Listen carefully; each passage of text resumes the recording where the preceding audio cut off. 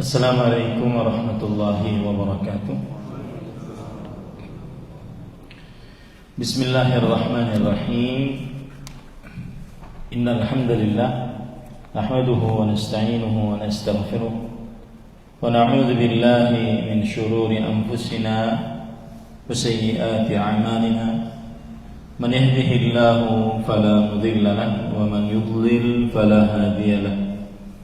وأشهد أن لا إله إلا الله وحده لا شريك له وأشهد أن محمدا عبده ورسوله يا أيها الذين آمنوا اتقوا الله حق تقاته ولا تموتن إلا وأنتم مسلمون يا أيها الناس اتقوا ربكم الذي خلقكم من نفس واحدة وخلق منها زوجها وبث منهما رجالا كثيرا ونساء فاتقوا الله الذي تساءلون به والأرحام إن الله كان عليكم رقيبا يا أيها الذين آمنوا اتقوا الله وقولوا قولا سديدا يصلح لكم أعمالكم ويغفر لكم ذنوبكم ومن يطع الله ورسوله فقد فاز فوزا عظيما أما بعد فإن أصدق الحديث كتاب الله وأحسن الهدي هدي محمد صلى الله عليه وعلى آله وسلم وشر الأمور محدثاتها وكل محدثة بدعة وكل بدعة ضلالة وكل ضلالة في النار. Alhamdulillah, kita bersyukur pada Allah Subhanahu wa taala pada hari ini, hari Ahad pagi 19 atau 20 dari Rabiul Awal 1444 Hijriah, kita dimudahkan oleh Allah Subhanahu wa taala untuk duduk bersama mengkaji kembali kitab Nubdzatun fil Aqidah al-Islamiyah, penjelasan mendasar rukun iman, yang ditulis oleh Al-Imam Al-Faqih Muhammad bin Shalih Al-Utsaimin rahimahullah. Salawat dan salam semoga selalu Allah berikan kepada Nabi kita Muhammad sallallahu alaihi wa ala alihi wasallam, pada keluarga beliau, para sahabat, serta orang-orang yang mengikuti beliau sampai hari kiamat kelak. Dengan nama-nama Allah yang husna dan sifat-sifat yang ulia, kita berdoa, Allahumma inna nas'aluka ilman nafi'an wa rizqan tayyiban wa amalan mutaqabbala, Allahumma amin. Ahibati fillah, afanillah wa iyyakum, para jamaah masjid Puri Cinere yang saya cintai karena Allah, semoga Allah Subhanahu wa taala selalu memberikan afiat kepada kita di dunia dan di akhirat. Masih kita membicarakan tentang al-imanu billah, termasuk dari rukun iman. Pokok ajaran akidah Islam adalah al-imanu billah, beriman kepada Allah Subhanahu wa taala. Dan pada pertemuan sebelumnya kita sudah membahas permasalahan beriman kepada Allah dari beberapa poin. Al-amrul awal, perkara yang pertama, al-imanu biwujudillah, beriman dengan keberadaan Allah Subhanahu wa taala. Ini sudah kita bahas bagaimana dalil-dalil dari fitrah manusia, akal manusia, dan dalil syariat, dalil panca indera menunjukkan tentang keberadaan Allah Subhanahu wa taala. Kemudian kita juga sudah membicarakan al-amru tsani, yaitu al-imanu birububiyatillah, beriman dengan rububiyah Allah. yaitu meyakini bahwa Allah Subhanahu wa taala satu-satunya Rabb yang Maha mencipta, Maha pengatur, Maha berkuasa. Tiada sekutu bagi Allah Subhanahu wa taala. Kemudian al-amru tsalits, perkara yang ketiga yang juga sudah kita pelajari, al-iman bi uluhiyatillah. Beriman dengan uluhiyah Allah Subhanahu wa taala, yaitu meyakini bahwa Allah Subhanahu wa taala satu-satunya zat yang paling berhak untuk diibadahi. Tiada sekutu bagi Allah Subhanahu wa taala dalam ibadah, dalam perbuatan-perbuatan hamba. Seluruhnya diniatkan hanya untuk Allah. Diinginkan pahala hanya dari Allah Subhanahu wa taala dalam ibadah tersebut. Dan ini poin yang ketiga ini adalah puncak perbedaan dan juga permusuhan antara Nabi Muhammad SAW dengan orang-orang musyrik. Puncak permusuhan, puncak perbedaan antara Nabi Muhammad SAW dengan orang-orang musyrik. Maka harus benar-benar dipahami poin yang ketiga tersebut. Sekarang kita di halaman 39 di buku terjemahan kita membahas tentang poin yang keempat. Saya bacakan bahasa Indonesianya. Mungkin ada dari para bapak yang baca. Bapak yang megang ini ada mic Pak, silahkan mungkin bisa diambil. Saya bacakan dulu bahasa Arabnya. Al-amru rabi'u mimma yatadammanuhu al-imanu billah al-iman bi asma'ihi wa sifatihi. Poin keempat, mengimani nama-nama dan sifat-sifat Allah. Baik. Apa itu nama? Nama adalah yang seorang atau sesuatu diberikan pengenalan dengannya. Nama adalah tanda untuk sesuatu. Berarti nama Allah berarti adalah tanda untuk adanya Allah Subhanahu wa taala. Itu nama. Adapun sifat adalah bisa berupa sifat yang menunjukkan kepada zat Allah Subhanahu wa taala, atau sifat yang berupa menunjukkan kepada perbuatan Allah Subhanahu wa taala. Saya ulangi ya. Nama adalah yang menunjukkan kepada sesuatu. Nama adalah yang menunjukkan kepada sesuatu. Misalkan di hadapan saya ada gelas.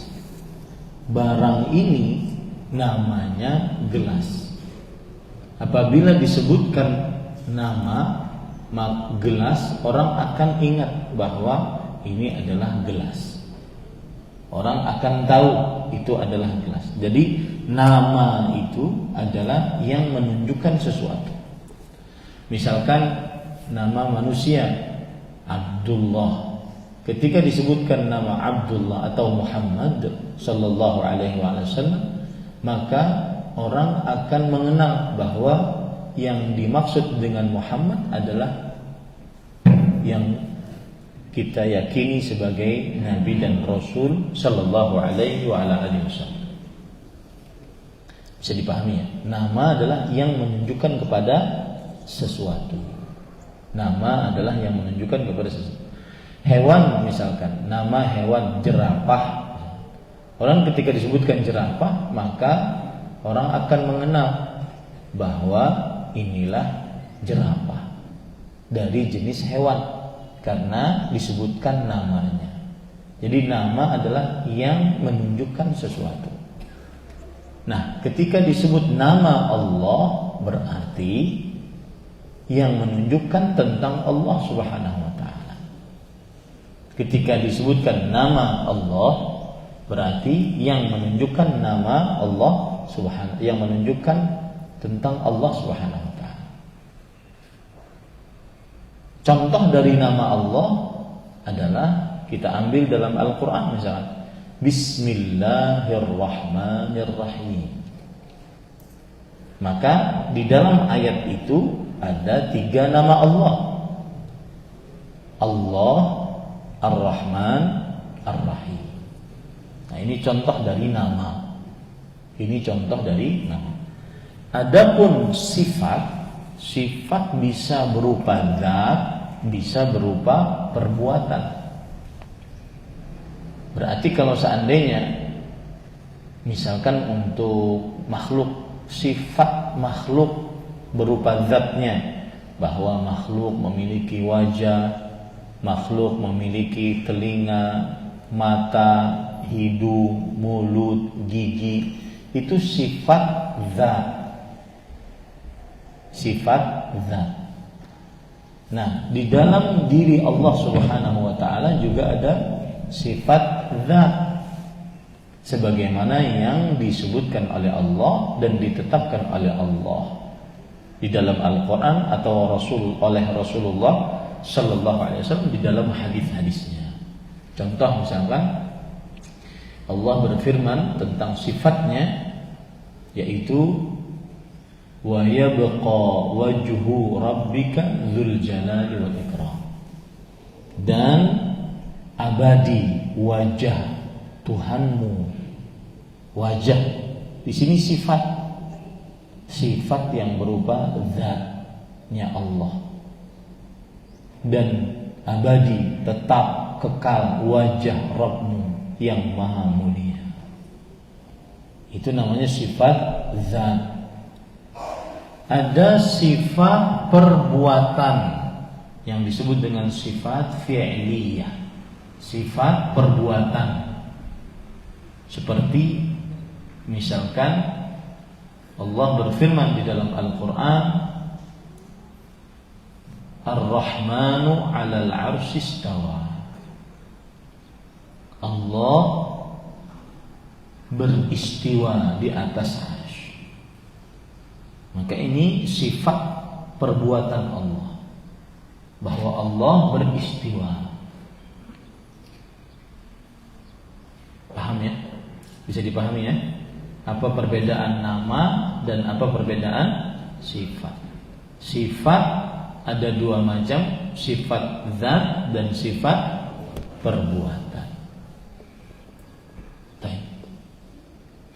Para ikhwan yang dirahmati oleh Allah Subhanahu wa taala. Nah, sekarang poin yang keempat adalah mengimani.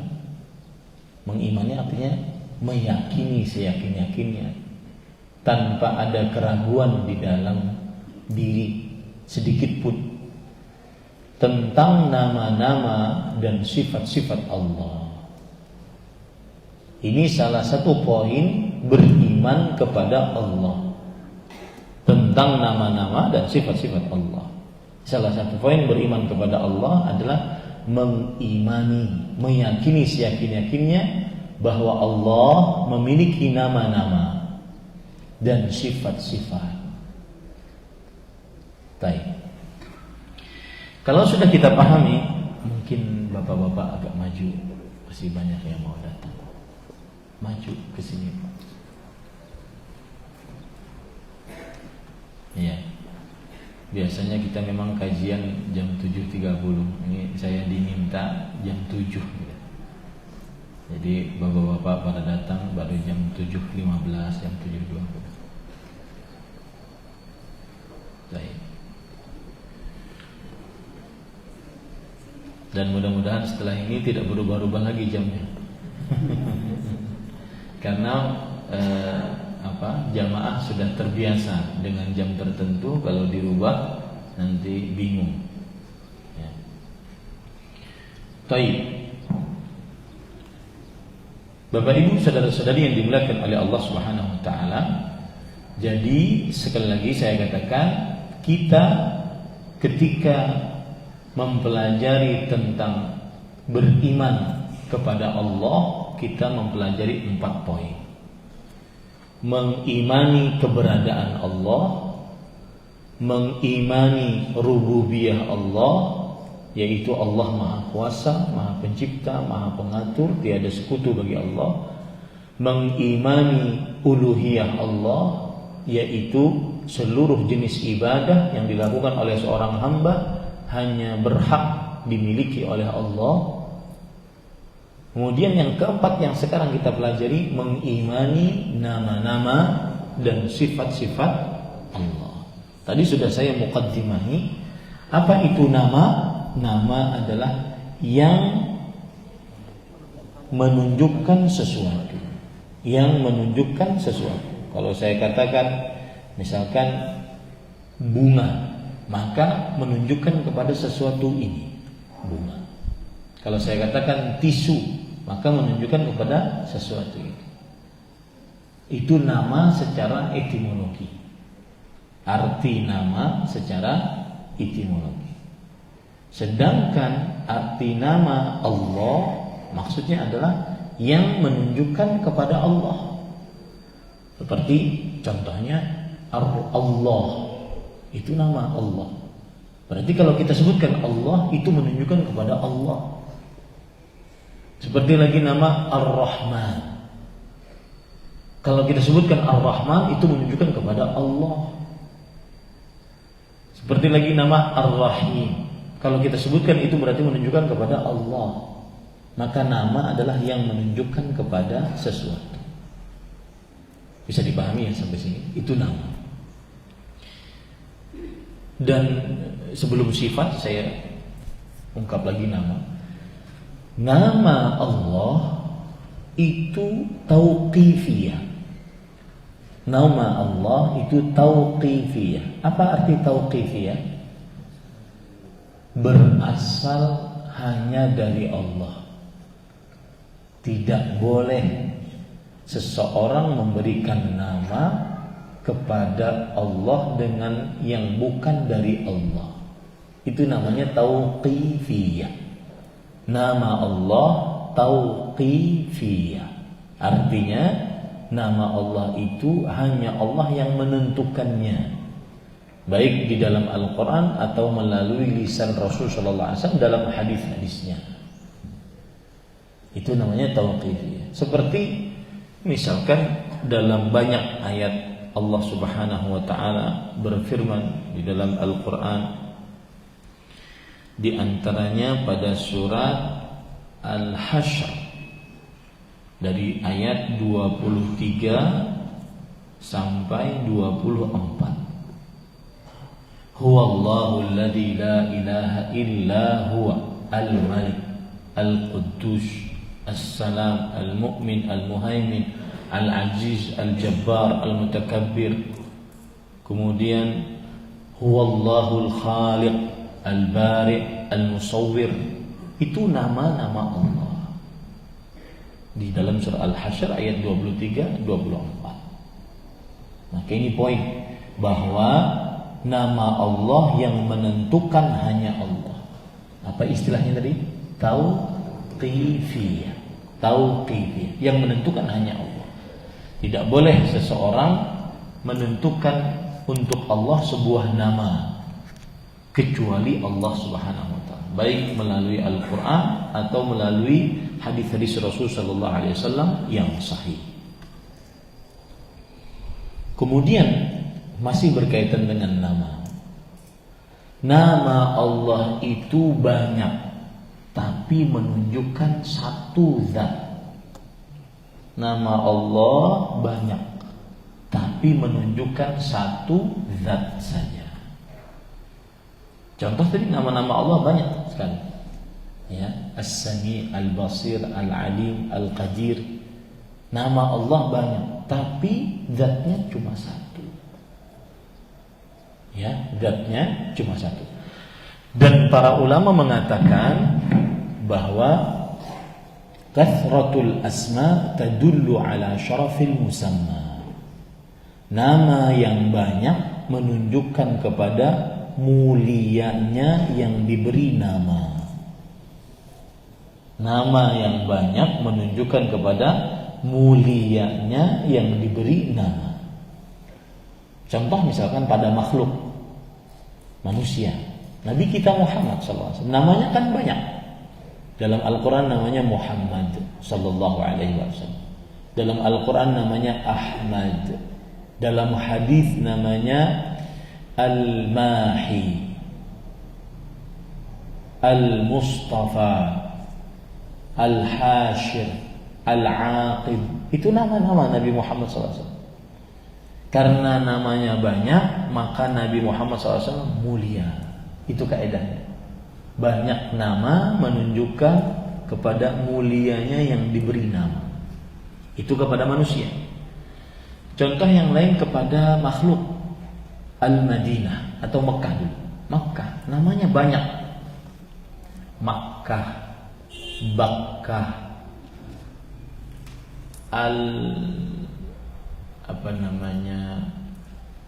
Ummul Qura, kemudian Al-Baladul Amin, dan macam-macam nama Mekah. Maka Mekah mulia. Banyaknya nama menunjukkan kepada kemuliaan yang diberi nama. Contoh yang lain lagi Madinah, Al-Madinah, Thabah, Thayyibah, Ad-Darul Amin, Darul Hijrah, dan seterusnya. Nah, Allah walillahil matsalul a'la. Allah banyak nama. Ini menunjukkan kemuliaan Allah. Allah namanya Allah, Ar-Rahman, Ar-Rahim, Al-Hayy, Al-Qayyum, ya, Al-Malik, Al-Quddus, Al-Jabbar, Al-Mutakabbir, dan seterusnya. Nah, itu poin. Banyaknya nama menunjukkan kepada mulianya yang diberi nama. Taib. Masih yang berkaitan dengan nama. Nama-nama Allah husna. Nama-nama Allah husna. Apa arti husna? Allati balaghatil ghayata fil husn. Nama-nama yang mencapai puncak keindahan, kebagusan. Allati balaghatil ghayata fil husn. Nama-nama yang mencapai puncak keindahan, kebagusan. Kebagusannya sempurna, keindahannya sempurna. Itu nama-nama Allah. Makanya Rasul sallallahu alaihi Allah Subhanahu wa taala berfirman, lahul asmaul husna. Allah memiliki nama-nama yang husna. Surat Al-Hasyr ayat 24. Begitu juga di dalam Al-Quran Allah menyebutkan tentang bahwa nama-nama Allah adalah husna, yaitu dalam ayat surat Al-A'raf ayat 180. Walillahil asmaul husna. Dan Allah, hanya Allah yang memiliki nama-nama yang husna. Jadi nama Allah itu husna. Husna itu artinya apa? Yang mencapai puncak kebagusan, mencapai puncak kesempurnaan. Itu nama-nama Allah Subhanahu wa taala. Baik. Terakhir yang berkaitan dengan nama Allah Subhanahu wa taala, atau sebelum terakhir. Nama Allah tidak bisa dihitung. Dan kita mengimani apa yang disebutkan oleh Allah dalam Al-Quran atau hadis Rasulullah SAW. Tapi nama Allah tidak bisa dihitung jumlahnya. Ya. Apa dalilnya bahwa nama Allah tidak bisa dihitung? Ada doa dari Rasulullah SAW yang berbunyi, Allahumma inni abduk. Ya Allah, aku adalah budakmu, hamba. wa banu abdik, dan hamba dari anak dari hambamu yang laki-laki, orang tua kita maksudnya. Wa banu amatik, dan anak dari hambamu yang perempuan, ibu kita maksudnya. Nasiyati biyadik, nasibku di tanganmu ya Allah. Adlun fiyya hukmuk, yang artinya keputusanmu adil bagiku ya Allah. Madhin fiyya qada'uk, takdirmu telah tetap untukku ya Allah. As'aluka bikulli ismin huwa lak, aku memohon kepada engkau dengan setiap nama yang engkau miliki. Di situ Rasul tidak menyebutkan jumlahnya. Setiap nama yang engkau miliki. Sammaita bihi nafsak, yang engkau namai dirimu dengan nama-nama itu. Au anzaltahu fi kitabik, atau engkau sebutkan nama-nama itu di dalam Al-Quran. Au 'allamtahu ahadan min khalqik, atau engkau ajarkan nama-nama tersebut kepada makhluk-makhluk.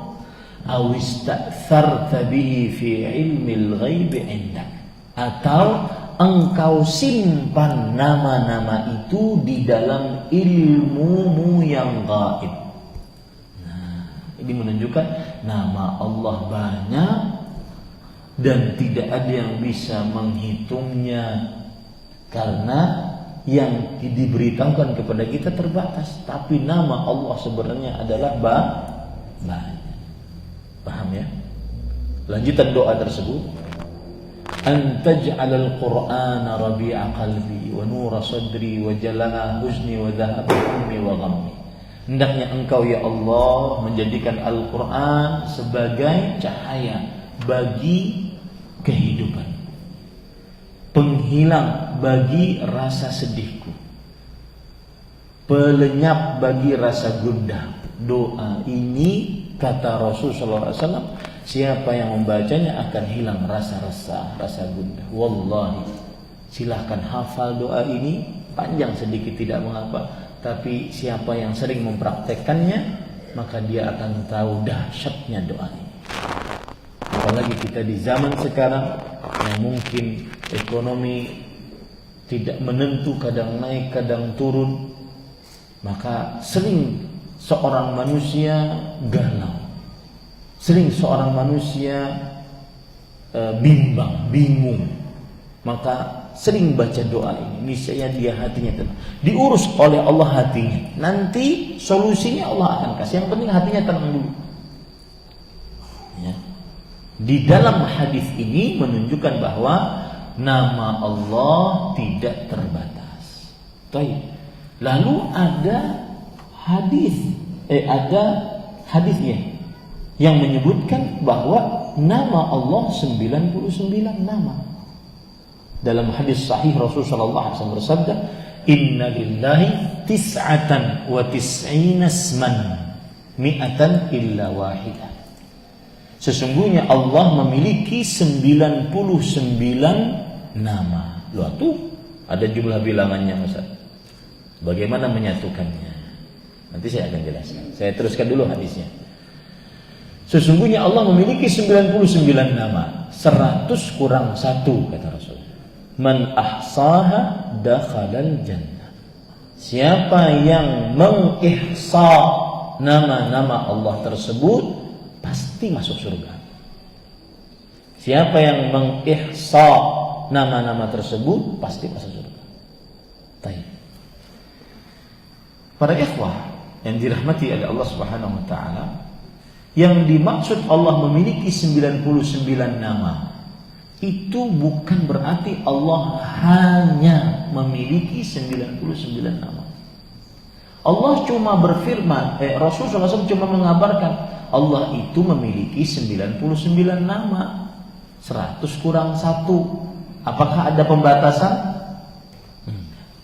Seperti misalkan di kantong saya ada 99.000. Apakah itu saja duit saya? Bisa iya, bisa enggak. Betul tidak? Berarti ada kemungkinan lebih. Begitulah maksud hadis. Allah memiliki 99 nama, bukan pembatasan. Tetapi ada 99 nama yang dimiliki oleh Allah. Siapa yang menghafalnya, memahaminya, mengamalkan konsekuensinya, niscaya masuk ke dalam surganya Allah Subhanahu wa taala. Bisa dipahami ya ini? Nah, berarti nama-nama Allah banyak, tidak bisa dihitung.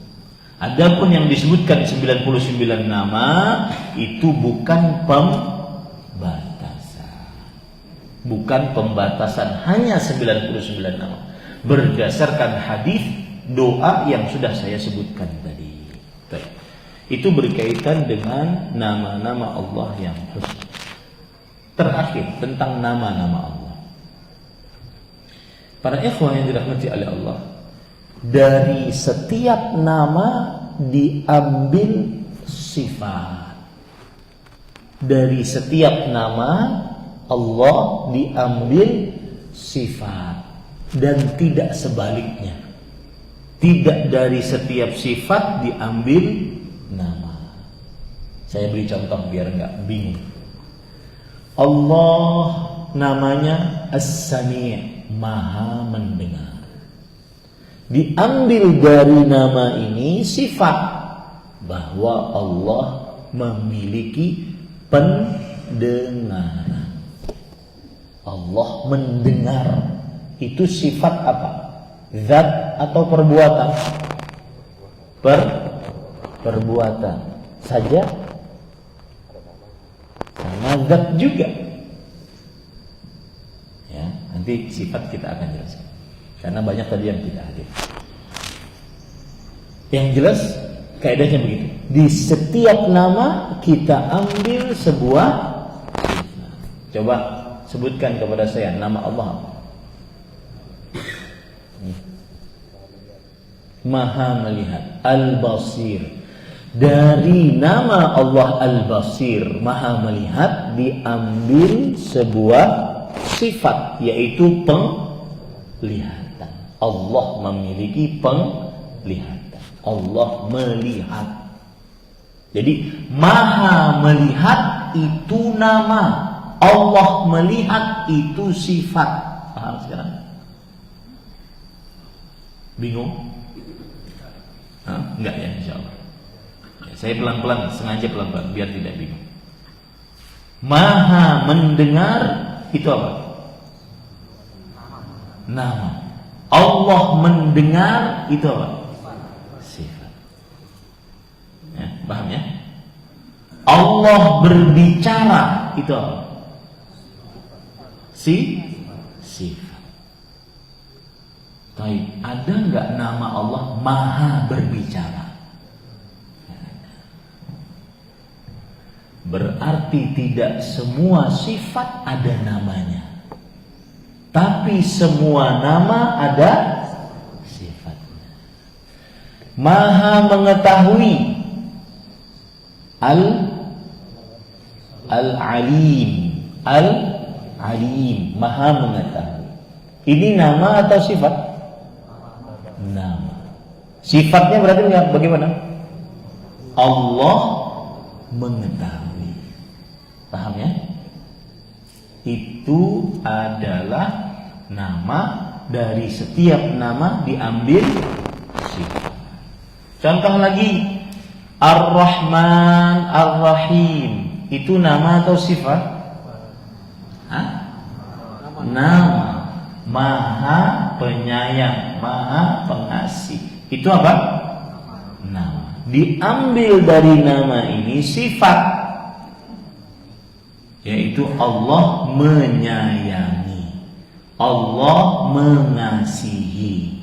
Paham ini? Paham sekarang bedanya nama dan sifat. Jadi kaidahnya yang terakhir tadi bagaimana? Dari setiap nama diambil sifat. Dari setiap nama Allah ada sifat Allah di dalamnya. Saya beri contoh yang lain lagi. Allah mempunyai nama Al-Malik, Maliki Yaumiddin. Al-Malik. Para ulama bahasa, para ulama ahli baca Al-Quran ada dua cara bacanya. Maliki yaumiddin, Maliki yaumiddin. Dua-duanya benar. Al-Malik, Al-Malik. Itu nama atau sifat? Nama. Nama. Apa artinya bahasa Indonesia? Maha Raja. Maha Raja. Baik. Diambil dari sifat, dari nama ini sebuah sifat. Artinya Allah merajai, berkuasa. Paham ini pada ikhwan? Contoh terakhir lagi, Al-Aziz. Nama atau sifat? Nama. Maha perkasa. Nama itu, nama Allah. Diambil dari nama ini sebuah sifat. Apa itu? Allah mempunyai kekuasaan atau Allah berkuasa. Paham sekarang? Nah, itu nama-nama Allah Subhanahu wa taala. Baik. Sekarang sifat-sifat Allah. Kita mempelajari sifat-sifat Allah. Karena tadi mengimani nama-nama dan sifat-sifat. Apa itu sifat? Sifat adalah yang ada pada zat sesuatu atau pada perbuatan sesuatu. Saya ulangi. Sifat adalah yang ada pada zat sesuatu atau perbuatan sesuatu. Itu namanya sifat. Makanya sifat dibagi menjadi dua. Sifat zat dan sifat perbuatan. Sifat zat, misalkan Allah memiliki zat, wajah, pendengaran, penglihatan. Sifat zatnya Allah Subhanahu wa ta'ala yang tidak akan terpisah dari Allah. Sifat zatnya Allah adalah sifat yang tidak mungkin terpisah dari Allah. Wajah tidak mungkin terpisah dari Allah. Pendengaran, penglihatan tidak mungkin terpisah dari Allah. Itulah sifat zat. Sifat perbuatan adalah perbuatan-perbuatan Allah, seperti memberi rizki, mendengar, naik, turun. Allah Rasulullah SAW bersabda, yanzilu rabbuna, Rabb kita turun ila samai dunya, ke langit dunia, hina yabqa thuluthul lail akhir, ketika tersisa sepertiga malam terakhir, turun. Itu sifat apa? Perbuatan. Allah berbicara, itu sifat perbuatan. Wa kallamallahu Musa taklima. Allah berbicara dengan Nabi Musa dengan langsung. Berbicara sifat perbuatan. Ya, paham ya? Jadi sifat adalah yang ada pada zat sesuatu atau perbuatan sesuatu. Itu adalah sifat. Dan sifat dibagi menjadi dua, sifat zat dan sifat perbuatan. Dan sifat zat, sifat perbuatan pada saat yang bersamaan bisa digabung.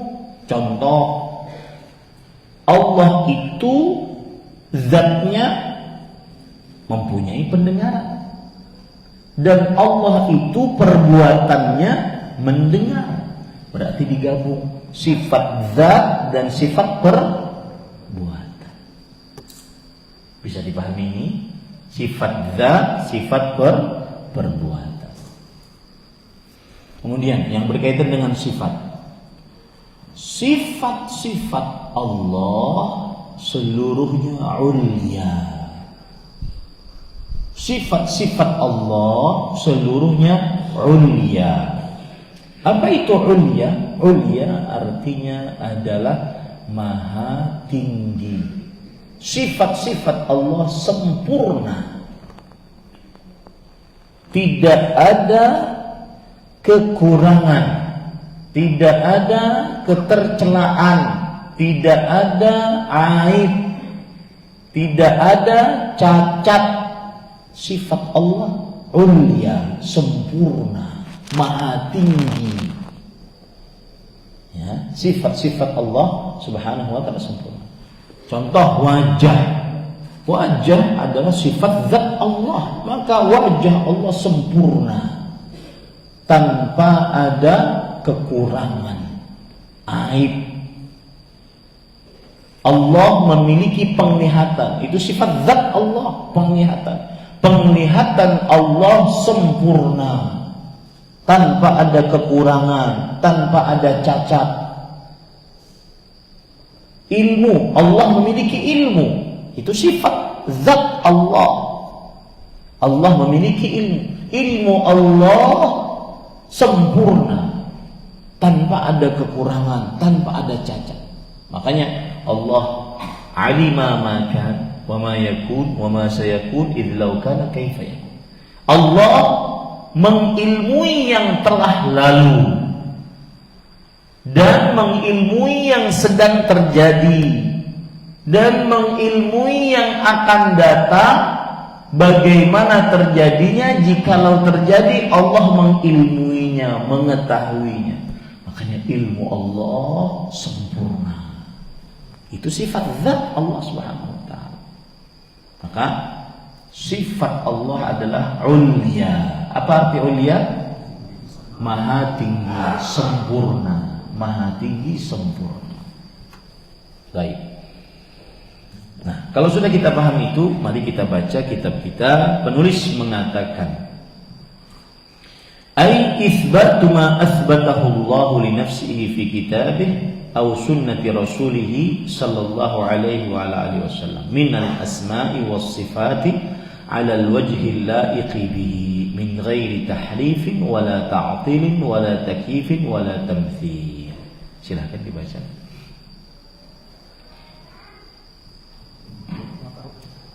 Halaman 39. Ya. Keempat. Yang di bawah, Pak. 39.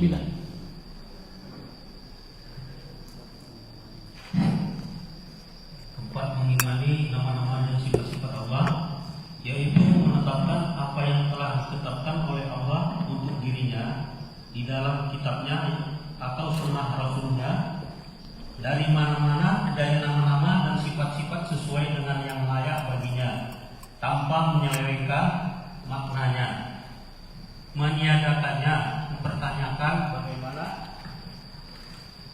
bagaimana bentuk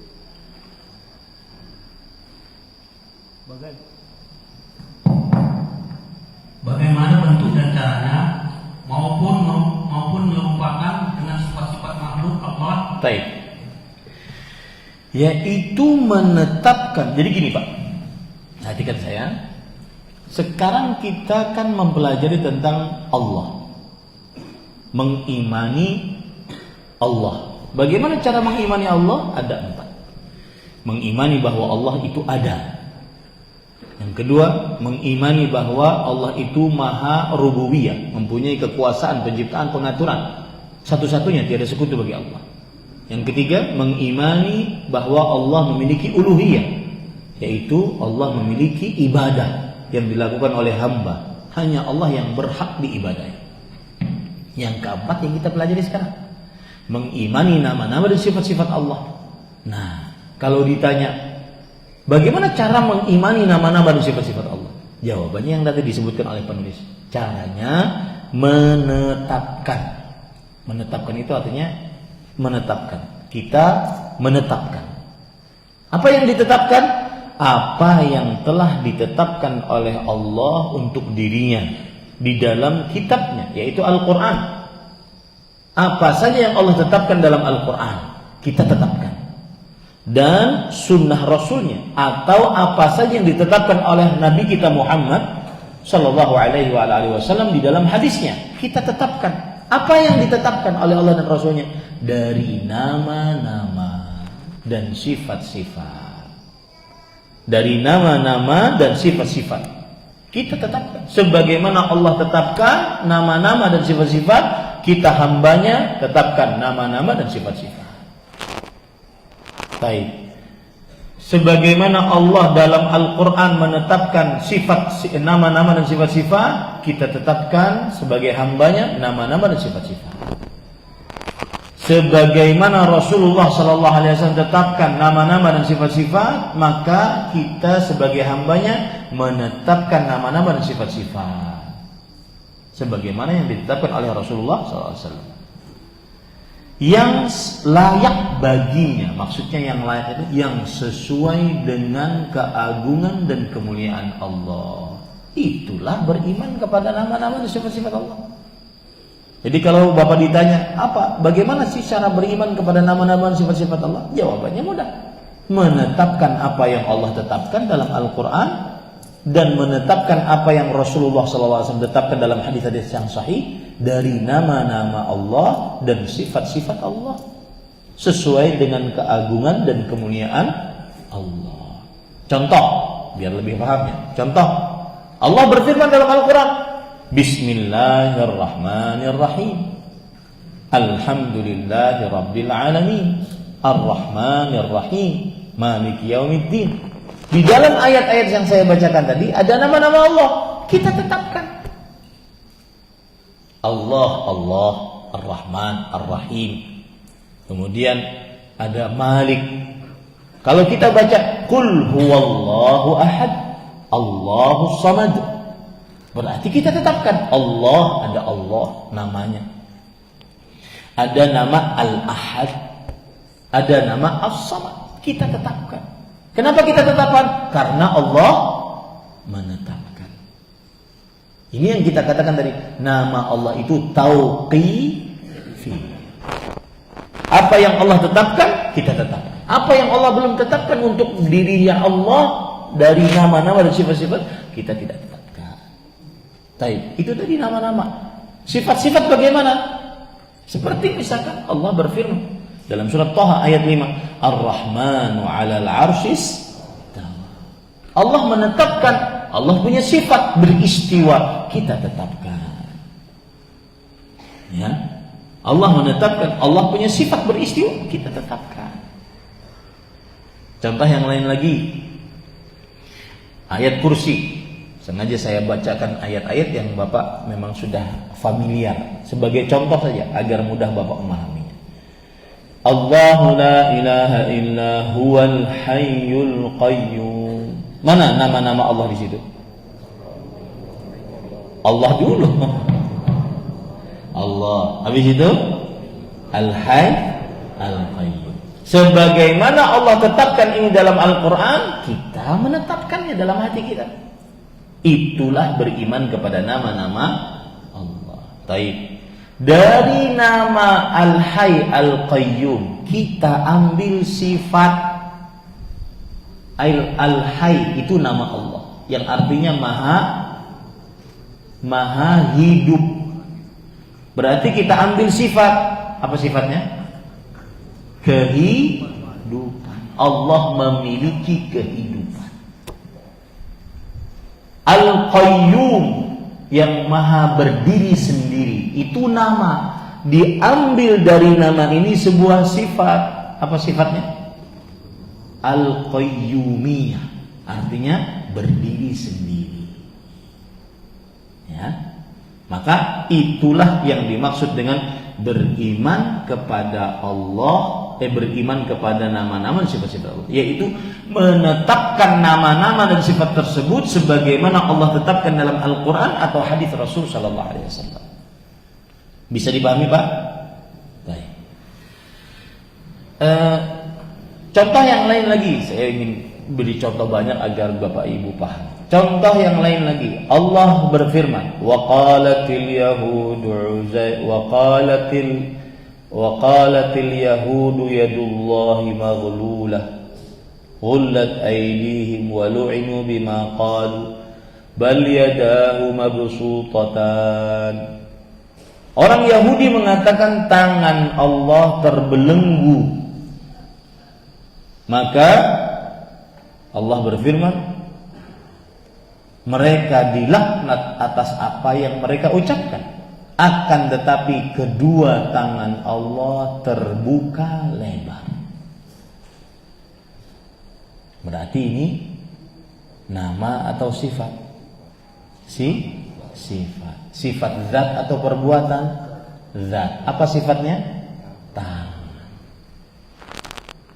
Bal yadahu mabsutatan. Allah yang berfirman, kita tetapkan. Tetapi kedua tangan Allah terbuka lebar. Begitu juga ketika iblis tidak mau sujud kepada Adam. Allah berfirman, "Ma mana'aka an alla tasjuda lima khalaqtu? Ma mana'aka an tasjuda lima khalaqtu biyadayya?"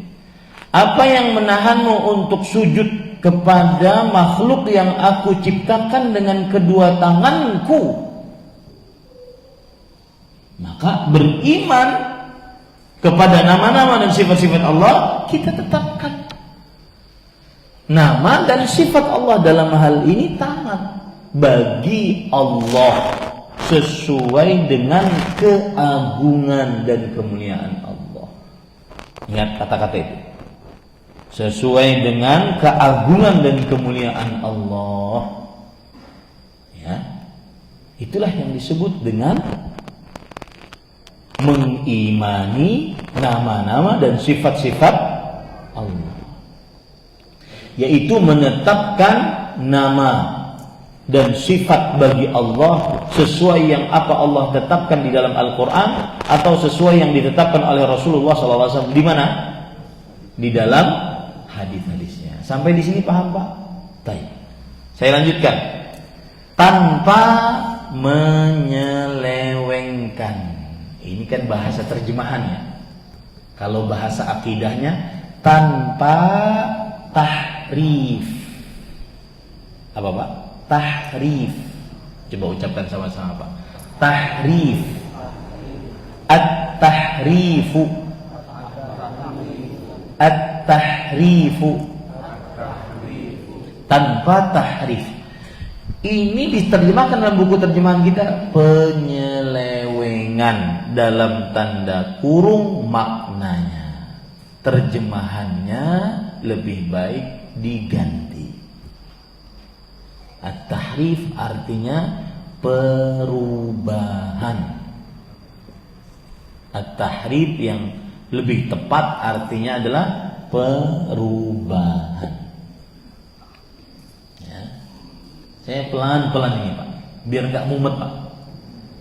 Karena ini memang tauhid asma wa sifat perlu konsentrasi. Ya. Perubahan. Apa maksudnya? Saya ulang dari awal tadi. Yang disebut mengimani nama-nama dan sifat-sifat Allah adalah menetapkan nama-nama dan sifat-sifat bagi Allah sebagaimana Allah tetapkan dalam Al-Quran atau Allah tetapkan dalam hadisnya atau Rasulullah SAW tetapkan dalam hadis-hadisnya tanpa melakukan tahrif di dalam nama-nama dan sifat-sifat. Tanpa melakukan tahrif dalam nama-nama dan sifat-sifat.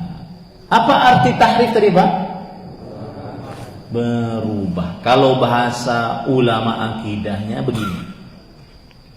Saya bacakan. Yang disebut dengan tahrif adalah yaitu tafsirun nusus bil ma'anil batilah allati la tadullu 'alaiha. Menafsirkan dalil-dalil tentang nama-nama dan sifat-sifat Allah dengan makna-makna yang batil. Nah, itu namanya tahrif, yang diterjemahkan dalam buku kita penyelewengan, padahal artinya yang lebih tepat perubahan. Adapun tahrif secara istilah syariat adalah menafsirkan dalil-dalil tentang nama-nama dan sifat-sifat Allah dengan makna-makna yang batil. Dengan makna-makna yang batil. Kita ambil contoh. Tahrif dalam nama dulu. Kan ini dua ya, nama dan sifat. Tahrif dalam nama dulu. Contoh misalkan kaum Arab jahiliyah, mereka melakukan tahrif terhadap nama Allah. Apa contohnya? Berhala mereka kan ada 3 yang besar-besar. Apa? Al-Lata, Al-Uzza, Al-Manat. Ini nama-nama ini diambil dari nama-nama Allah. Mereka tahrif. Nama-nama ini diambil dari nama-nama Allah. Mereka tahrif. Apa arti tahrif? Tahrif tadi merubah, menafsirkan dengan makna yang batil. Ya, contoh kata mereka, Al-Lata itu diambil dari nama Allah Al-Ilah. Nama Allah apa? Al-Ilah. Kata mereka Al-Ilah itu laki-laki, Al-Lata perempuan. Dan kurang ajar ini. Kemudian apa lagi? Al-Uzza. Al-Uzza mereka tahrif dari nama Allah Al-Aziz. Al-Aziz. Maka mereka melakukan tahrif pada nama.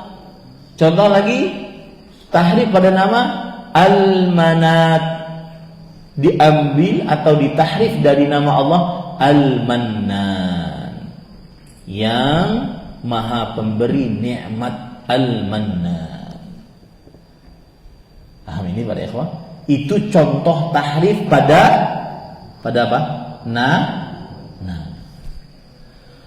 Baik, nah ini nggak boleh dilakukan di dalam mengimani nama-nama dan sifat-sifat Allah. Tidak boleh melakukan namanya tahrif, menafsirkan dalil-dalil tentang nama-nama Allah dalam Al-Quran atau hadis Rasulullah dengan makna-makna yang batil. Contoh sekarang tahrif di dalam sifat. Tahrif di dalam sifat. Saya beri contoh ya. Salah satu sifat Allah adalah berbicara. Salah satu sifat Allah adalah apa? Berbicara. Maka orang-orang yang lebih mendahulukan akalnya, seperti ahli kalam, seperti ahli filsafat, ahli filosof yang lebih mendahulukan akalnya dibandingkan dalil Al-Quran atau hadis Rasulullah SAW yang sahih, maka mereka mengatakan bahwasanya Allah Subhanahu wa ta'ala tidak berbicara.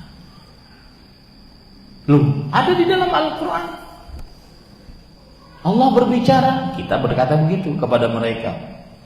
Oh enggak, itu bukan Allah yang berbicara, tapi Nabi Musa yang berbicara. Contoh ayatnya, Allah berfirman, wa kallamallahu Musa taklima. Kalau kita ahlu sunnah mengatakan Allah benar-benar langsung berbicara kepada Nabi Musa. Kalau ahli kalam, ahli filsafat, mereka lebih mendahulukan akal, mereka katakan bukan, Nabi Musa yang langsung berbicara kepada Allah. Mereka rubah. Paham sekarang? Mereka apa? rubah. Kalau kita ahlu sunnah mengatakan Allah berbicara langsung kepada Nabi Musa. Yang berbicara siapa? Allah. Kalau ahlu kalam, mereka bukan begitu. Kata mereka, Nabi Musa yang berbicara langsung kepada Allah. Jadi Allah cuma mendengar. Ini namanya apa? Tahrif. Contoh tahrif lain lagi.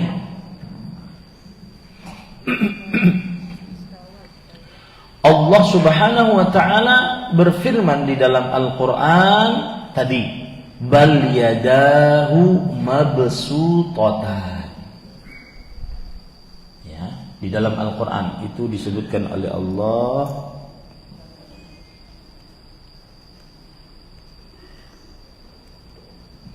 Surat Al-Maidah ayat 64.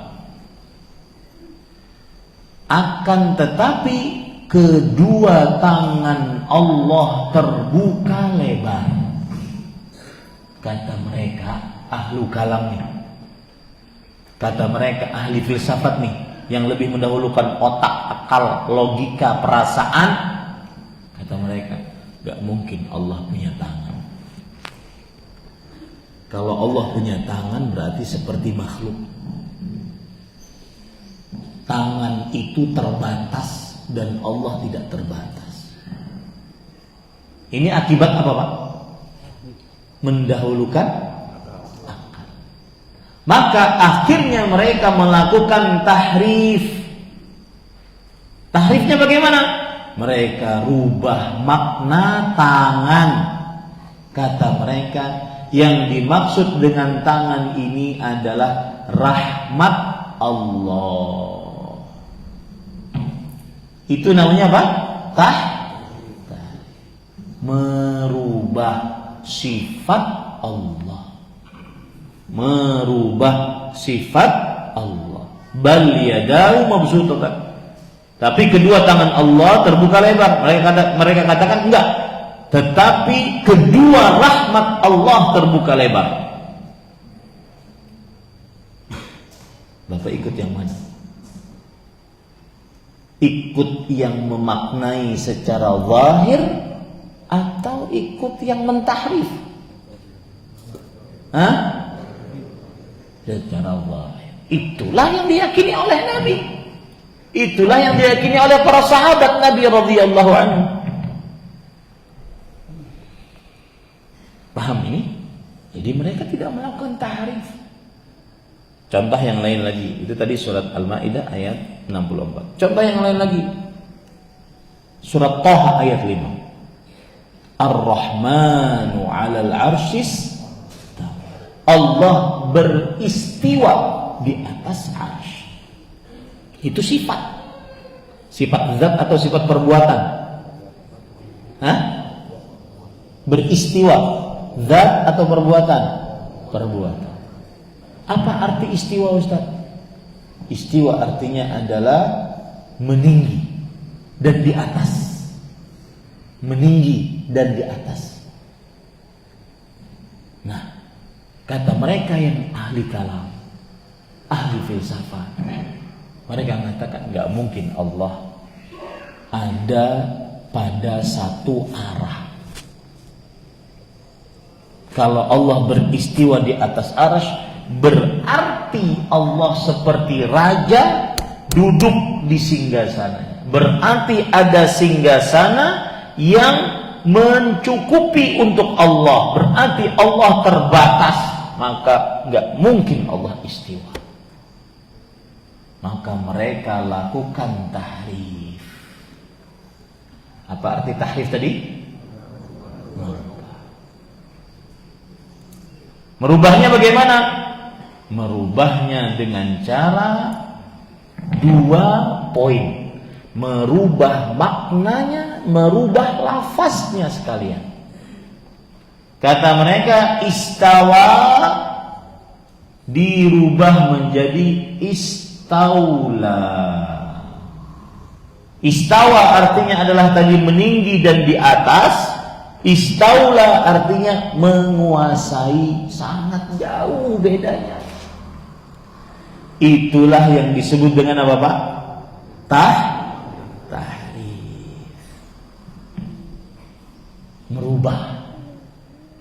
Merubah pada nama dan sifat Allah ada dua macam. Merubah makna dan merubah lafaz. Merubah makna sudah saya sebutkan tadi. Tangan dirubah maknanya menjadi kekuasaan atau rahmat. Merubah lafaz dari istawa menjadi istawla. Ada lamnya. Istawa dirubah lafaznya menjadi istawla. Paham ya? Ini namanya tahrif. Itu tidak boleh dilakukan pada nama dan sifat Allah. Kenapa? Karena kita cukup menetapkan apa yang Allah tetapkan dalam Al-Quran dan apa yang ditetapkan oleh Rasulullah SAW dalam hadisnya. Tidak boleh kita tahrif. Tidak boleh kita rubah. Baik merubah maknanya atau merubah lafaznya. Karena hanya Allah yang lebih paham tentang dirinya. Dan hanya Rasulullah SAW makhluk yang lebih paham tentang Allah. Karena beliau dapat wahyu dari Allah. Paham ya? Itu artinya apa tadi Pak? Tahrif. Berarti poin pertama yang tidak boleh dilakukan pada nama-nama dan sifat Allah adalah perbuatan tahrif. Ini nggak boleh dirubah. Ya, perbuatan. Contoh yang lain lagi. Saya beri contoh. Biar banyak contohnya biar paham. Allah berfirman, "Waja'a rabbuka wal malaku saffan saffa." Dan datang Rabbmu dan para malaikat bersaf-saf, berbaris-baris. Mereka melakukan tahrif. Gak mungkin Allah datang. Karena kalau Allah datang berarti Allah berbuat sesuatu yang baru. Dan perbuatan yang baru identik dengan makhluk. Allah itu qadim. Makanya ada mereka mengatakan wujud qidam baqa, qadim, lama. Kalau datang, saya datang dari sana ke sini, itu berarti baru. Dan baru hanya identik dengan siapa? Makhluk. Gak mungkin Allah datang. Mereka tahrif. Bagaimana cara mentahrifnya? Waja'a amru rabbik. Kata mereka yang datang bukan zat Allah, tapi perintah Allah. Paham ini? Nah, kira-kira masuk ke dalam kolbu kita yang lebih relevan dengan kolbu dan akal kita mana Pak?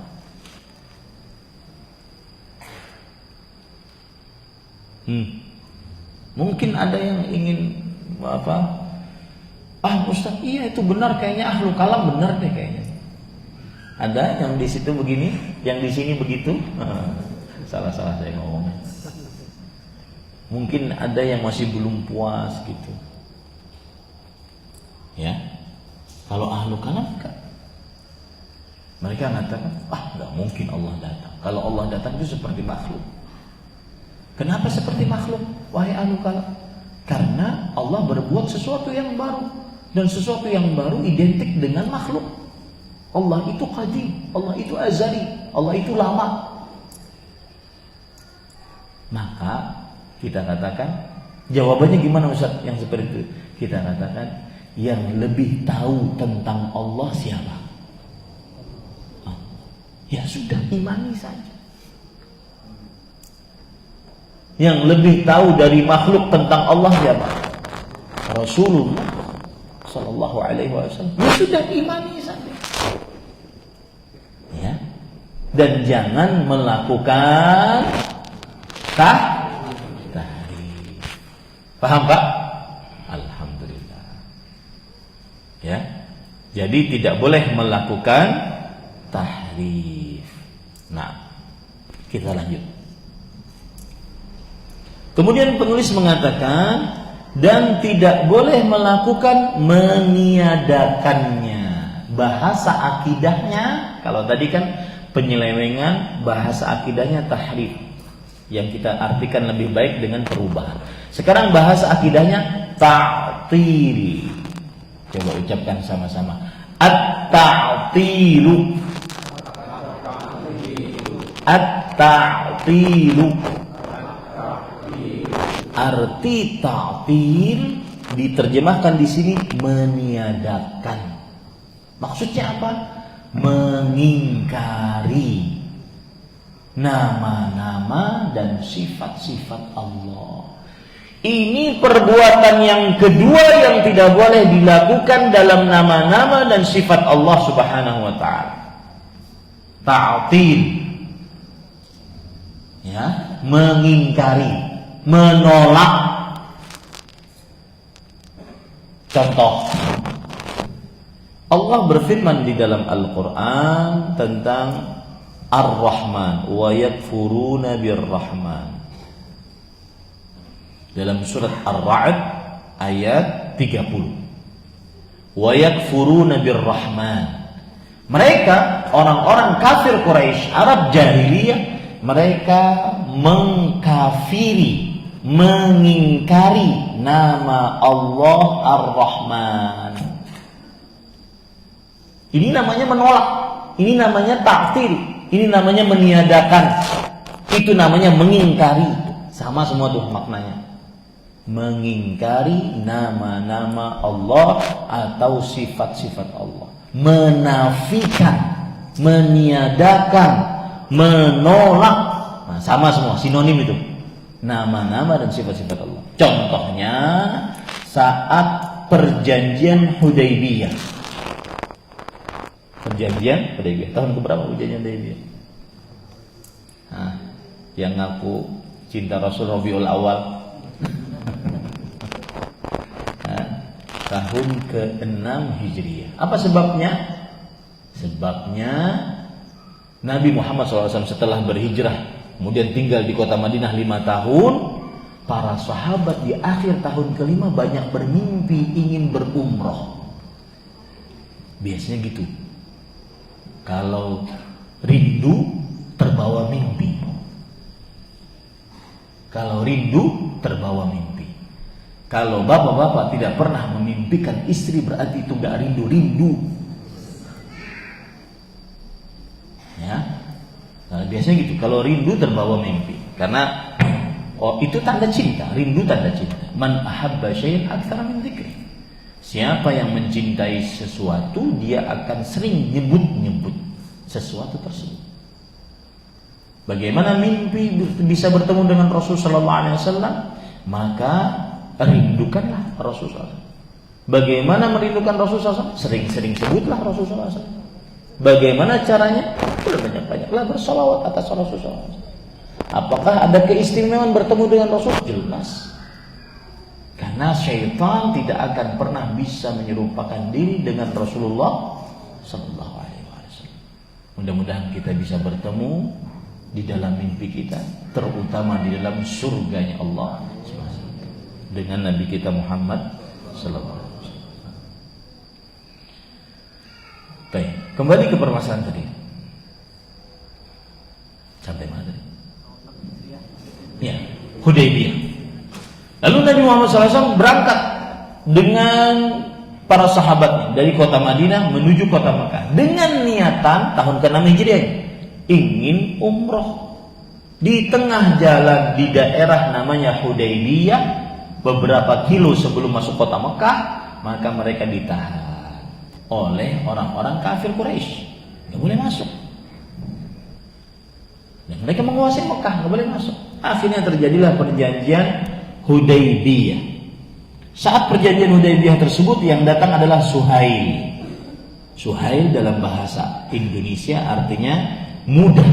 Maka Rasulullah SAW mengatakan sahalallahu amr. Semoga Allah memudahkan urusan kita. Ini namanya fa'l. Ini namanya adalah optimis dengan sesuatu. Lalu ketika perjanjiannya banyak. Menurut sebagian kaum muslimin, perjanjiannya menyulitkan kaum muslimin. Tetapi menurut wahyu tidak sulit. Bahkan dari perjanjian Hudaybiyah itulah nanti akan terjadi penaklukan kota Mekah. Dari penaklukan kota Mekah itulah nanti akan terjadi penaklukan yang begitu luas untuk kaum muslimin sampai ke Spanyol. Gara-gara penaklukan kota Mekah. Gara-gara Hudaybiyah.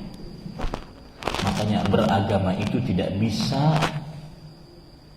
dipakai perasaan saja, tapi harus dasarnya adalah wahyu. Ketika perjanjian Hudaybiyah ini yang berkaitan dengan tema kita, Rasul SAW mengatakan, "Uktub Bismillahirrahmanirrahim." Kata Suhail yang waktu itu adalah utusan dari orang-orang kafir Quraisy, dan nanti beliau masuk Islam. Wallahi ma nadri ma ar-Rahman. Uktub kama kunta taktub. Bismika Allahumma. Kata Suhail, kami enggak tahu Ar-Rahman. Nah, mereka menolak di sini nama Allah Ar-Rahman. Kami enggak tahu Ar-Rahman itu apa. Jangan tulis Bismillahirrahmanirrahim. Tulis saja sebagaimana dulu kamu tulis Bismika Allahumma. Mereka hanya kenal nama Allah itu cuma Allah.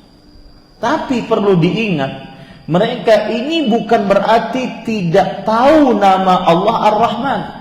Mereka hanya menolak nama Allah Ar-Rahman karena kesombongan. Mereka tahu Allah itu mempunyai nama Ar-Rahman, tapi mereka tidak mau ditulis karena mereka menolak, karena kesombongan. Inilah yang disebut dengan apa tadi? Ta'til. Ta, ain, to, ya, lam. Ya, ini terpaksa pakai mulut saja karena papan tulisnya nggak ada. Ta'til, gitu ya. Ta'til. Penolakan, pengingkaran, peniadaan, penafian, nah itu semuanya ta'til. Itu contoh ta'til pada nama Allah. Baik. Contoh ta'til pada sifat Allah bagaimana? Seperti Fir'aun. Fir'aun, Allah menyebutkan tentang Fir'aun. Ya Haman, wahai Haman, dalam surat Ghafir ayat 36 dan seterusnya. Wahai Haman. Haman itu siapa? Perdana menterinya Fir'aun. Ibni li sarhan la'alli ablughul asbab. Buatkanlah aku sebuah bangunan yang tinggi supaya aku sampai ke pintu-pintu langit. Asbabas samawat, sampai pintu-pintu langit. Fa'attali'a ila ilahi Musa wa inni la'adhunnuhu kadhiba. Supaya aku dapat melihat Tuhannya Musa. Dan sesungguhnya aku menganggap Musa ini pendusta, nggak ada Tuhan di atasnya. Berarti yang tidak percaya bahwa Allah di atas, beristiwa di atas arsy, maka ini keyakinannya siapa? Ini Allah Subhanahu wa taala sebutkan dalam Al-Qur'an. Wa inni la'adhunnuhu kadhiba. Dan aku kira Musa ini dusta, enggak ada Tuhan di atas. Ini namanya ta'til pada sifat. Apa sifat yang ditaktil oleh Fir'aun? Istiwa, yaitu meninggi dan di atas. Paham ini para ikhwah? Itu namanya ta'til. Kalau kita ingin lebih dalam lagi, dalam kelompok-kelompok sempalan Islam ada namanya kelompok Jahmiyah. Yang ini dikafirkan oleh ulama Islam. Kelompok ini. Kenapa? Karena dia menolak sifat-sifat Allah. Mereka menolak sifat-sifat Allah. Apa mereka katakan? Gini. Kata kaum Jahmiyah, yang diprakarsai oleh siapa? Oleh Jaham bin Safwan. Makanya kelompoknya namanya Al-Jahmiyah. Dan biasa kelompok-kelompok menyimpang seperti itu. Mereka dinisbatkan kepada pendirinya, ya, Jaham bin Safwan. Disebut dengan kelompok Jahmiyah. Apa kesalahan fatal mereka? Menolak sifat-sifat Allah. Kata mereka gini, Allah itu tidak di atas, Allah tidak di bawah, Allah tidak di kanan, Allah tidak di kiri, Allah tidak di depan, Allah tidak di belakang, Allah tidak di dalam, Allah tidak di luar. Berarti sebenarnya tidak ada.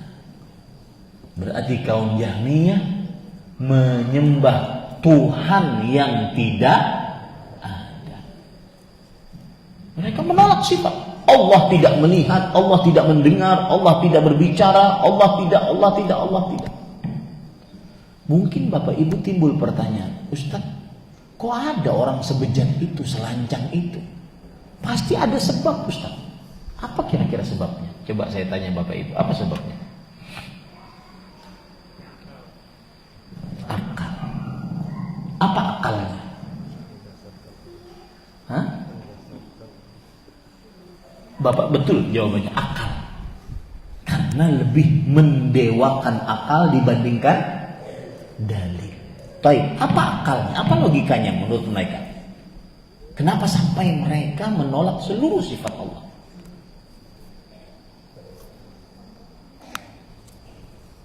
Kata mereka begini secara akal. Kalau Allah punya sifat, maka itu berarti baru. Dan setiap yang baru identik dengan makhluk. Sedangkan Allah qadim. Just that. Hanya itu yang ini.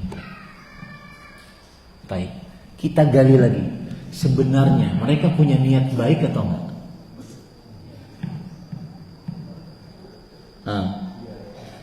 Punya niat baik enggak? Apa niat baiknya?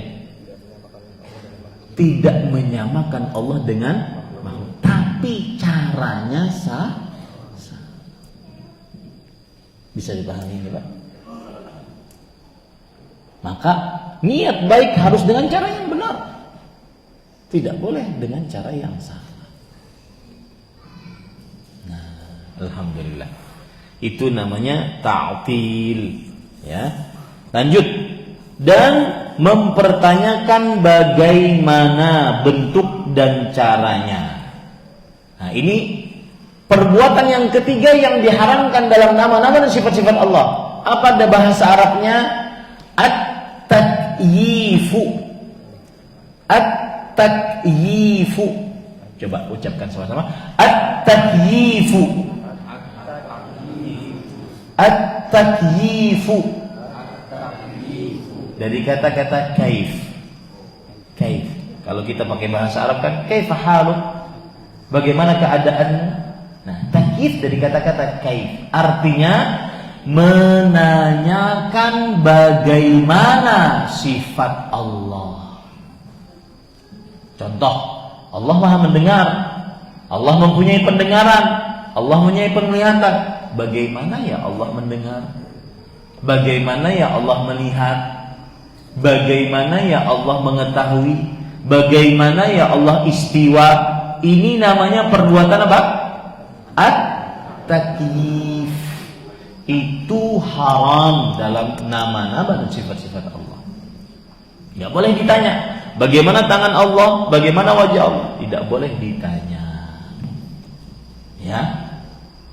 Kenapa? Laisa kamitslihi syai' wa huwas samiul basir. Allah tidak semisal dengan sesuatu apapun. Tidak boleh ditanyakan. Ya. Dalam surat Asy-Syura ayat 11. Makanya Imam Malik ketika ditanya, "Wahai Imam, engkau sekarang menjelaskan bagaimana tentang istiwa. Saya sekarang bertanya, kaifastawa? Bagaimana Allah beristiwa?" Kata salah satu yang hadir. Imam Malik langsung menunduk, kemudian gemetar, keringat dingin, kemudian beliau mengatakan, "Al-istiwa'u ma'lum." Makna istiwa kita paham. Maknanya. Apa maknanya tadi saya katakan Pak? Meninggi dan di atas. Makna istiwa kita paham. Wal kaifu majhul. Tapi bagaimana Allah beristiwa kita tidak tahu. Makna istiwa paham. Bagaimana Allah beristiwa kita tidak tahu. Was-su'alu anhu bid'ah akhrijuhu an. Dan bertanya seperti ini bid'ah, keluarkan orang ini dari majelis saya. Nggak boleh bertanya tentang apa? Kaif, bagaimana sifat Allah. Tapi tugas kita mengimani saja. Baik, lanjut. Kemudian penulis mengatakan, menanyakan bagaimana, maupun menyerupakannya dengan sifat-sifat makhluk. Ini perbuatan keempat yang diharamkan dalam nama-nama dan sifat-sifat Allah. Dalam bahasa Arabnya at-tamthil. Dalam bahasa Arabnya apa? At-tamthil. Ya, at-tamthil artinya memisalkan, menyerupakan sifat makhluk dengan sifat Allah. Allah punya wajah seperti wajah makhluk. Allah punya tangan seperti tangan makhluk. Allah punya kaki seperti kaki makhluk. Allah punya pendengaran seperti pendengaran makhluk. Allah punya penglihatan seperti penglihatan makhluk. Allah duduk di atas arsy seperti raja duduk di atas singgasananya. Nah, ini namanya apa? Tamthil. At-tamthil. Memisalkan. Ini haram dalam nama-nama dan sifat-sifat Allah Subhanahu wa ta'ala. Nah, cukup kiranya itu. Mumet sudah. Ya, orang-orang yang belajar akidah ini belajar tadi 4 poin itu kadang-kadang setahun Pak. Bapak belajarnya 15 menit. Tapi yang penting paham. Ya. Nah, namanya juga penjelasan mendasar rukun iman. Ya, dasar dulu karena memang ilmu bertahap. Nah, ada waktu bagi saya setengah jam. Silahkan jika ada ingin bertanya.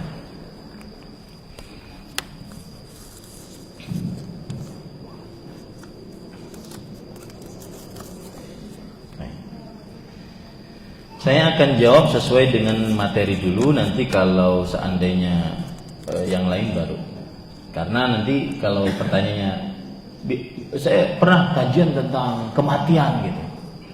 Lagi sedih-sedihnya, lagi ini-ininya. Ditanya tentang poligami. Coba kan antara langit dan sumur tuh. Ya, kematian kita sudah siap-siap gitu, besok mati. Poligami yang ditanya. Ya.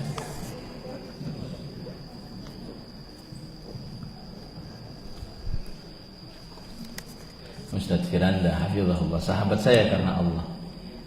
Beliau mengatakan, coba antum din bayangkan, indah enggak hidup ini? Kalau mau safar keluar kota, ada istri yang mengirim WA, Abi fi amanillah ya. Itu kalau satu istri, bagaimana 2, 3, 4? Ya. Saya bilang itu mungkin sisi terangnya. Sisi nangisnya mana? Coba ceritakan.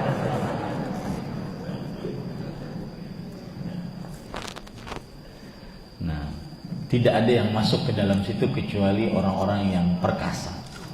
Adapun kita yang penakut-penakut ini satu cukup. Ya. Nah, dan beliau secara khusus bilang ke saya, antum jangan. Jadi dia ngerjain tapi ngelarang saya. Antum jangan. Tapi karena beliau tahu sifat saya mungkin ya, sudah seperti ya saudara kandung lah Ustaz Firanda. Hafizahullah ta'ala. Saya masih bingung, Allah datang dan malaikat bersaf-saf. Bagaimana dengan dalil yang mengatakan bahwa Allah hanya bisa dilihat orang beriman di surga sebagai nikmat tambahan? Bagus ini pertanyaannya. Jawabannya adalah ayat itu, wa ja'a rabbuka wal malaku saffan saffa. Ayat itu di hari kiamat. Manusia melihat Allah dari dua sisi. Melihat Allah, seluruh manusia, kafir, mukmin melihat Allah dalam keadaan padang mahsyar. Dan penglihatan manusia kepada Allah pada saat itu adalah penglihatan takut, bukan indah dan nikmat. Tapi ketika melihat Allah di dalam surga, maka itu adalah yang disebut oleh Allah Subhanahu wa taala, itu adalah tambahan nikmat surga. Dan tidak ada nikmat yang paling indah di dalam surga kecuali melihat wajah Allah Subhanahu wa taala.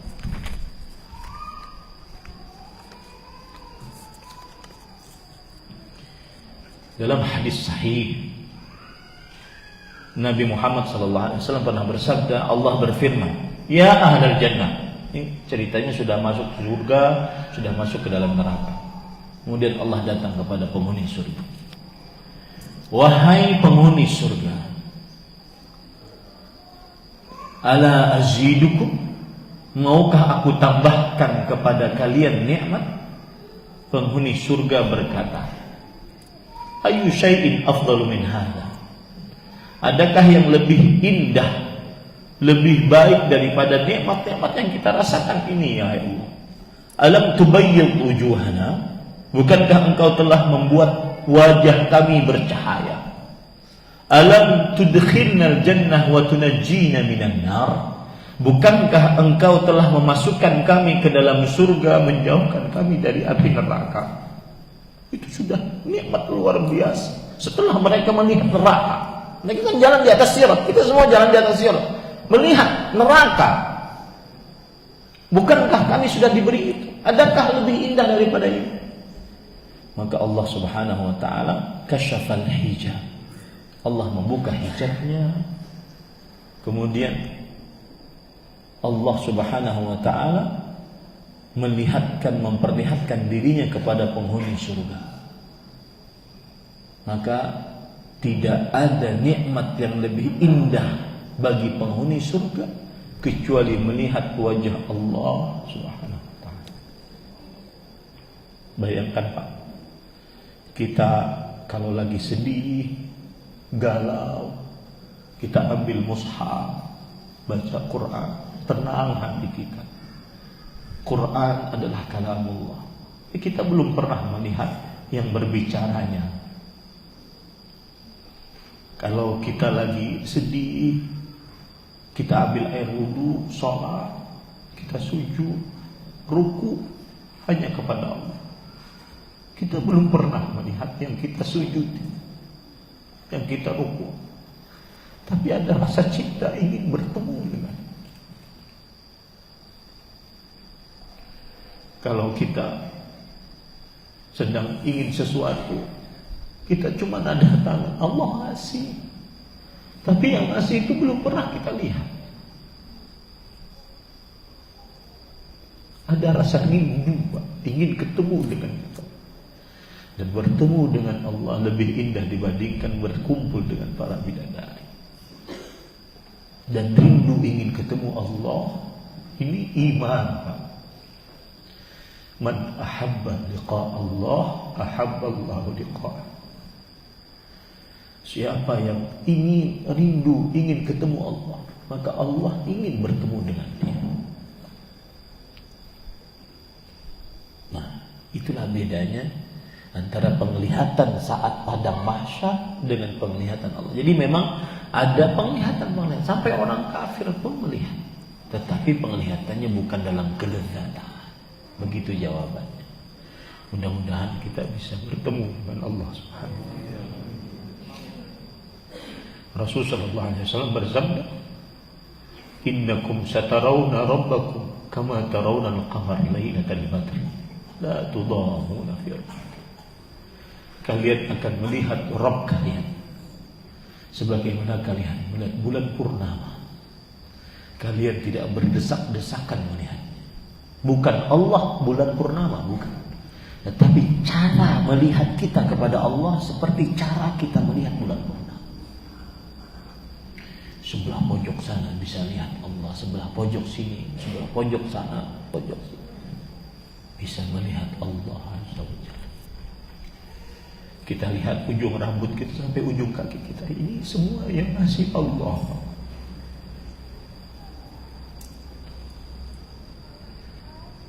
Mana zatnya? Ini kita bertemu dengan. Maka tidak ada kerinduan yang hakiki dibandingkan kerinduan hamba ingin bertemu dengan Allah Tuhannya Subhanahu wa ta'ala. Nah, bolehkah melakukan umrah kedua untuk satu kali perjalanan untuk mengumrahkan orang tua yang sudah wafat? Karena untuk umrah dengan perjalanan baru lagi sangat terbatas pada dana dan jarak yang jauh. Mohon doanya Ustaz agar dimudahkan untuk haji dan umrah.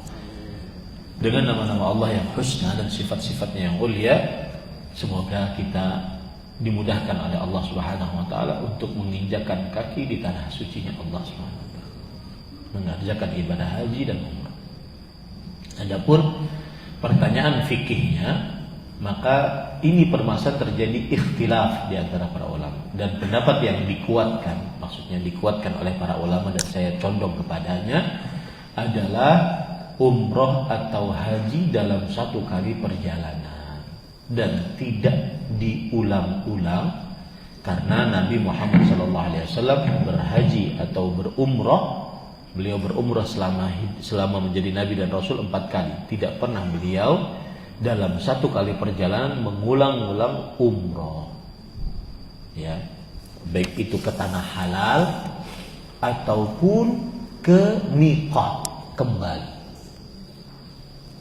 Kalau ke miqat berarti kemana Ustaz? Misalkan ini orang sudah umroh, ingin ke miqat saya Ustaz, maka bisa ke Madinah. Apalagi sekarang ada kereta cepat yang cuma 2,5 jam. Bisa ke miqat Sailul Kabir namanya, yang satu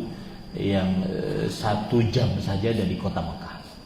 Biasa kami dulu tinggal di timurnya Arab Saudi, ngambil miqatnya dari situ, bukan dari kota Madinah. Yang miqat paling dekat dengan kota Mekah, 1 jam saja, bisa ke situ. Nah, kalau ada yang ingin mengulang umroh, mendingan saya kasih solusi, dia pergi ke miqat, bukan ke tanah halal, bukan ke Tan'im, bukan ke Ji'ranah, bukan ke Arafah, tetapi pergi dia ke miqat. Jadi ada istilah tanah haram, tanah suci, ada istilah tanah halal. Sebagian orang yang ingin mengulang umroh, dia setelah umroh yang pertama dia keluar ke tanah halal untuk mengerjakan umroh lanjutan. Bahkan kadang-kadang di sana ada sebuah ritual, boleh dikatakan begitu, yang didasari oleh hadis yang tidak ada dasarnya. Siapa yang 1 kali umroh kemudian di dalamnya dia mengerjakan 7 kali umroh, seperti dia mendapatkan haji. Dan ini menjadi ladang bagi travel. Karena itu kan gak gratisan. Paham gak maksud saya? Di situ ada bisnisnya. Ada apa? Ada bus, ya, ada penyewaan mutawifnya yang menemaninya. Jadi ada bisnisnya. Jadi adapun dari istilah fikihnya, maka saya lebih condong kepada pendapat 1 kali perjalanan dari miqat, 1 kali ihram. Nabi Muhammad SAW 4 kali umrah, beliau tidak ngulang-ngulang. Bahkan ada sebagian ulama salaf yang membenci kalau sudah masuk tanah suci keluar, karena Zaman dahulu masuk ke tanah suci itu seperti impian besar. Saking sulitnya jalan ke sana. Kita dulu dari Indonesia pakai kapal berbulan-bulan. Ya, sampai sana itu seperti mimpi gitu. Lebih mimpi lagi kalau bisa pulang. Ya. Nah, makanya mereka membenci sebagian mereka kalau sudah sampai tanah suci, ya sudah banyak-banyak ibadah di sana. Jangan ninggalin Mekah, jangan ninggalin Ka'bah, karena sholat di sana 100.000 sholat. Kalau keluar lagi ke tanah halal nggak dapat pahala itu. Nah, itu maksudnya. Tetapi ada sebagian ulama fikih yang mengatakan tidak mengapa, karena yang dilakukan oleh Aisyah radhiyallahu anha. Wallahu a'lam, saya lebih condong kepada pendapat tidak boleh hanya dalam satu kali perjalanan dari miqat. Allahu a'lam. Adapun bapak, maka diniatkan. Nah, ini penting. Kalau seandainya seorang misalkan saya ingin berumrah dan ini umrah wajib saya pertama, ya, maka setelah ini umroh untuk bapak, tapi kan harus dari miqat, nggak ada biaya dan seterusnya. Kalau pulang ke Indonesia pulang kembali nggak ada. Niatkan bisa berumroh untuk bapak. Selama niat ada, belum dikerjakan, ditulis, pahalanya sempurna. Sekarang kalau Jabodetabek daftar haji reguler ONH, berapa tahun nunggu antrian? 20 tahun? Apa 30 tahun? Selama sudah niat dan belum terlaksana niatnya, selama itu di setiap tahunnya ditulis dia mengerjakan ibadah haji sempurna. Makanya pentingnya niat. Ya, terutama yang disempitkan rezekinya, minimal niat, Pak. Ini sudah miskin, mohon maaf ya, sudah miskin nggak ada niat. Minimal niat agar sama pahalanya dengan orang yang diluaskan rezekinya oleh Allah. Ya Allah, kalau saya punya harta, saya punya proyek di pesantren, bikin asrama permanen untuk santri putra, harganya 30M. Karena tanahnya memang rawan. Saya lihat, ya Allah, kalau saya punya uang, ya, tanpa ada apa-apa langsung kasih. Niat itu selama bangunan itu belum jadi, saya sudah dapat pahala sempurna. Itu indahnya niat dalam agama Islam. Nah, berniatlah. Ya, wallahu a'lam. Saya seorang karyawan di perusahaan dengan penghasilan yang pas-pasan, sambil ikhtiar menjadi ojol dengan hanya mengambil order pengantaran makanan dan barang. Sedangkan istri sudah ikhtiar dengan usaha kecil-kecilan, namun sering mengalami kegagalan karena kehabisan modal. Untuk keperluan sehari-hari kami masih mengalami kekurangan, padahal kami punya cita-cita ingin menyekolahkan anak-anak kami yang ke sekolahan yang nyuna. Ingin membantu saudara yang kekurangan dan ingin juga berangkat haji dan umrah. Dengan kondisi seperti ini rasanya kok sulit mencapai cita-cita itu, Ustaz. Mohon nasihat.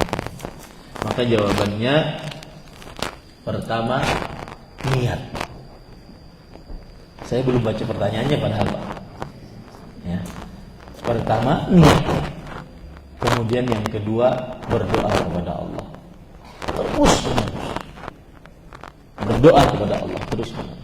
Sebagian manusia itu, Pak, beriman dengan kekuatannya, tidak beriman dengan kekuatan Allah Subhanahu wa ta'ala. Sebagian orang begitu. Enggak mungkin, Ustaz. Dari mana saya duitnya bisa menyekolahkan anak saya di sekolah sunnah yang mahal itu? Enggak mungkin, Ustaz. Dari mana saya dapat duitnya bisa haji umroh?